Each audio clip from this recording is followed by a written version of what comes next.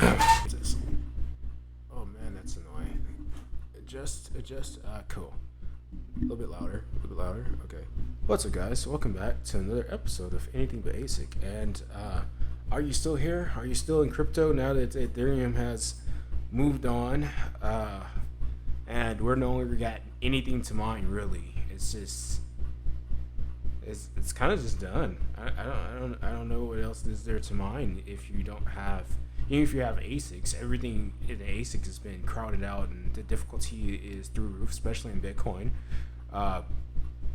Nothing's going on. So, with that in mind, I've been gone for a few weeks, and it's not that I've been gone. It's that I've actually had some problems with my recorder. Kazam. Apparently, there were a lot of upgrades in everything across the board. And that broke some things. And it's the constant spiral of this continual upgrading that is really why nobody can ever get anything done and why everything breaks so easily. Not saying that it's always a bad thing. There are always upgrades to be done to things, but if something works, just let it work, man. Just let it work. Just let it work. But this is crypto, and this is not the end of the story. And crypto needs upgrades, especially things like, Bitcoin is the first, and it doesn't get too many upgrades, but it tries. And this may be the next thing that comes out of crypto. The next thing, we have ICOs, we have splits of Bitcoin, and we had NFTs. And then we had the Ethereum killer. No, it was ICOs were the Ethereum killers and Ethereum helpers. And then we had the Bitcoin splits, and then we had NFTs on this rally and Dogecoin, which is in the cycle. It's in the cycle of bot generated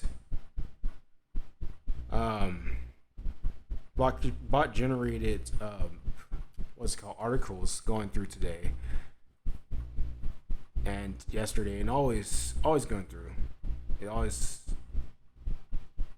the same thing, and it's just a slightly different title on it. But yeah, Dogecoin and Cardano seem to be the big talk of the day, as everything else kind of slightly got a market pump. They did I guess an exchange got a little bit of liquidity and pumped the market up. But it seems to be coming down now. Where was it going with this? But okay. I'm back. I'm posting things. I'm still here in the crypto community, and we're looking for ways. That's what we're going. We're looking for ways to bring back the excitement to crypto. What is the next big thing? And I would say it's going to be between atomic swaps and working with atomic swaps. And they're trying to push the Web3 thing. I don't really think that's going to go anywhere. But Web3 are the Lightning Network.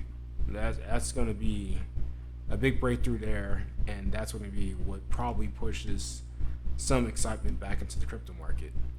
But here's a pretty good article I came across, released yesterday. I want to talk about it because know that these crypto analytic firms are watching you, and say goodbye to your stolen cryptos. They may never be found. Elliptic, which is one of those crypto firms, they're watching you, like Chain Analysis, has identified the weakness of tracking stolen crypto assets across a single chain. That just means the hackers that are stealing crypto are a lot better at doing things than the blue team, should call them the OPSECs. Crypto thieves are using increasingly sophisticated tools to mislead law enforcement. The solution, the company says, is to use a tool that can track assets as they move across blockchains and through mixers. According to crypto forensics firm Elliptic, investigators are ill-equipped to deal with the evolving cross-chain movement of elliptic crypto. With crypto-driven money laundering becoming an increasing concern for regulators worldwide, Elliptic has released a new report that sheds light on the latest threat landscape. In the report, the state of the cross-chain crime, the company highlights the criminals have grown increasingly sophisticated, obscuring the flow of ill-gotten crypto funds by exploiting decentralized exchanges, cross-chain bridges, and CoinSwap services. Over 4 billion in illegal funds have been concealed using these three facilities. Now, going back through maybe one of my earlier videos in the year, with the whole, what was it? I forgot what it was. I think it was Mt. Gox, where the cross chain didn't matter. Eventually, they found these people's keys, and let's see, I forgot how the article went. They found these people's keys, and they basically tracked them that way. And they left their keys on, I think, AWS or something like that. It just was stupid, but that's how they get caught. I'm not saying that this whole thing is a lie. Maybe they are able to find these people, but I would say that if they really want to nail you, they can get you.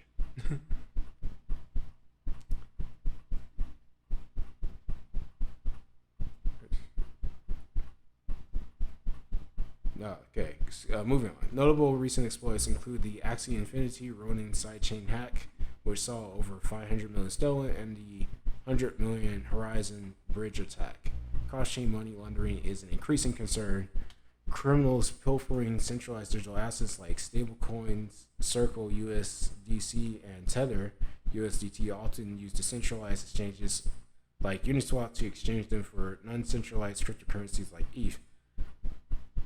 This step is essential to the bad actors, since centralized crypto issuers can freeze stolen assets,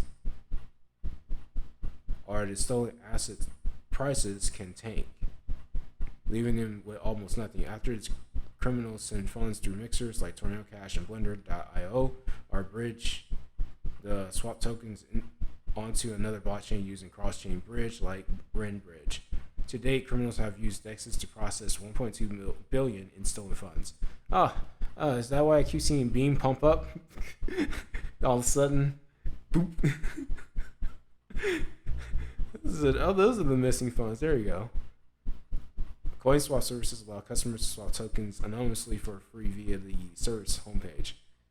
Illegitimate iterations of these services are often based in Russia or Iran. Those Python hackers. Snick. Some may even allow users to swap crypto assets for fiat currencies like the Russian ruble, posing a potential sanctions risk violation. CoinSwap services have processed more than 1.2 billion in stolen crypto. Are existing money laundering controls enough? Rigorous anti-money laundering controls have heightened the barrier to entry for crypto firms to register in the UK, Canada, and the US. They didn't say Russia. Officially, while these controls play an important role in ensuring that the US users transacting on crypto platforms are not sanctioned individuals or criminals, they alone are inadequate to prevent sanctioned users from using the exchange to move funds. Without the ability to track the origin of the funds in the Ethereum wallet, the owner of a custodial wallet would be holding funds for entities sanctioned by the government and unknowingly be in breach of sanctioned laws. Hence, the report advocates the use of forensic tools to be able to track the journey of assets as they move through DEXs, mixers, and CoinSwap services. Basically, you want more control, more surveillance, and they can't get that on decentralized exchanges. They can't get that if somebody's holding their own keys and their own crypto. And this is going to come down to, hey, we need you to use custodial wallets. They're hosted on centralized entities, servers, so we can watch you. That's basically what this is. And that's the article. I found that interesting. That's my take on it. What do you guys think about the whole copy and paste by the bots, and seemingly, as I go through these articles, the crackdown on supposedly Ether with more regulations from the regulators. Let me know in the comments, and I might see you guys real soon.